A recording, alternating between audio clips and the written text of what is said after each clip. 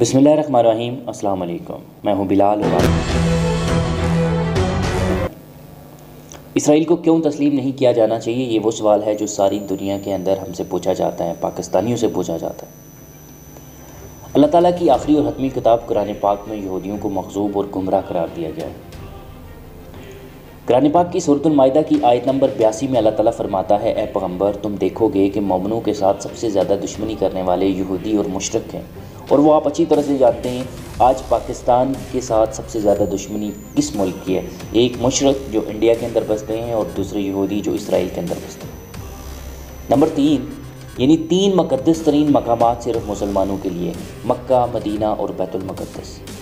اگر آج پاکستان اسرائیل کو تسلیم کرتا ہے تو ظاہر ہے بیت المقدس پر اس کے قبضہ کو بھی تسلیم کرنا پڑے گا۔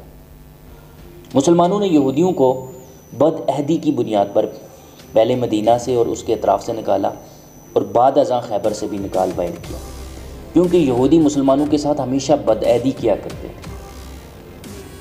حضرت عمر کے دور میں جب بیت المقدس پر مسلمانوں کا قبضہ ہوا تو یہودیوں کو وہاں آباد ہونے کی اجازت نہ دی گئی۔ یہودیوں پر یہ پابندی خلافت کے ختم ہونے تک قائم رہی۔ قائد اعظم محمد علی جناح نے اسرائیل کے قیام کے تبصرہ پر فرمایا تھا کہ اسرائیل یورپ کا ناجائز بیٹا ہے۔ پاکستان کے پہلے وزیر اعظم لیاقت علی خان اپنے دورہ امریکہ کے دوران یہودیوں کی طرف سے متعدد مالی مراعات کی پیشکش کے جواب میں کہا تھا کہ جینٹل مین اور sales are not for cell.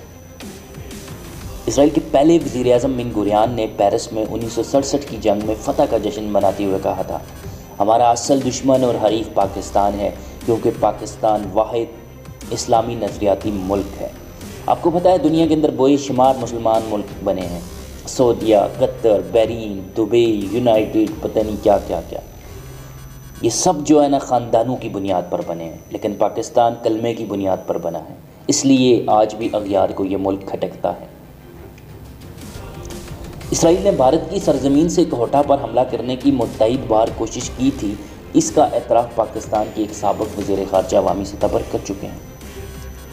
اگر آج ہم اسرائیل کو تسلیم کرنے کی ہمالائی غلطی کریں گے تو وہ ہمارے ہاتھ پاؤں بھی اسی طرح باندھ دے گا جس طرح وہ مشرق وسطیٰ کے مسلمان ممالک کے باندھ رہا ہے۔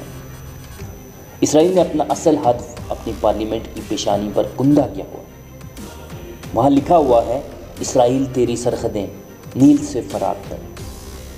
دجال اسرائیل کو اپنا ہیڈ کوارٹر یا مرکز بنائے گا، وہ لد سے فرار ہونے کی کوشش میں حضرت عیسیٰ کے ہاتھوں واصل جہنم ہوگا۔ یہ وہ جگہ ہے جہاں اسرائیل نے اپنا ایئرپورٹ بنا دیا ہے۔ کیا ہم اسی تسلیم کر لیں جس سے تا قیامت ہماری موجودہ اور آنے والی نسلوں سے جنگ طے ہے؟ اس سوال کا جواب اپنے کومنٹ سیکشن میں ضرور دینا ہے۔ ہماری ویڈیو کو لائک کریں، چینل کو سبسکرائب کریں، نیچے لال گھنٹے کا بٹن لگا ہوا ہے، وہ گھنٹہ آج کل جو ہے نا فری میں آپ دبا سکتے ہیں، تو پلیز اس گھنٹے کو دبائیں، وہ دبانے کے لیے بنا ہوا ہے۔ ملتے ہیں اگلی ویڈیو میں، اپنا خیال رکھیے گا۔